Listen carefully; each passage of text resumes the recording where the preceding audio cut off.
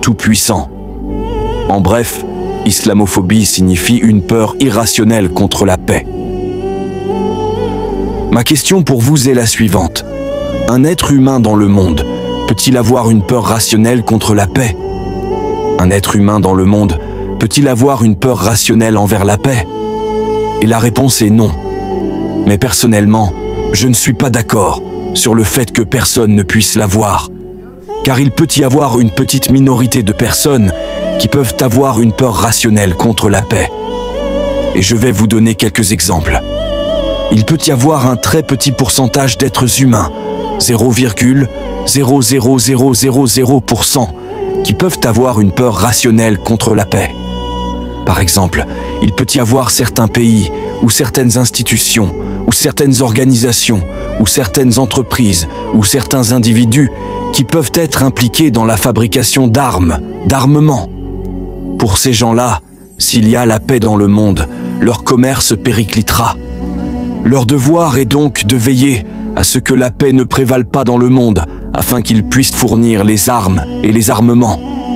Pour veiller à ce que la paix ne prévale pas, ils peuvent même dépenser des millions de dollars, des dizaines de millions de dollars, des centaines de millions de dollars pour provoquer une guerre afin de pouvoir vendre leurs armes.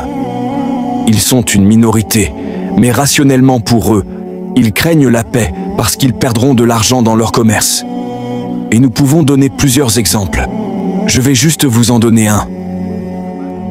Juste avant les élections qui ont eu lieu dans l'un des pays les plus puissants du monde, les États-Unis, il y a plus de 2 ans, Hillary Clinton, qui était l'une des candidates se présentant pour devenir présidente des États-Unis, a ouvertement proclamé dans une interview « Mon prédécesseur, c'est-à-dire les présidents précédents des États-Unis, ils ont dépensé 8 milliards de dollars pour créer Al-Qaïda et les talibans afin que les États-Unis puissent mener une guerre par procuration contre la Russie.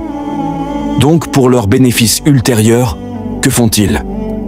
Ils ont dépensé 8 milliards de dollars, soit plus de 32 milliards de ringgits, pour financer, entraîner, créer Al-Qaïda et les talibans afin de pouvoir mener une guerre par procuration contre la Russie.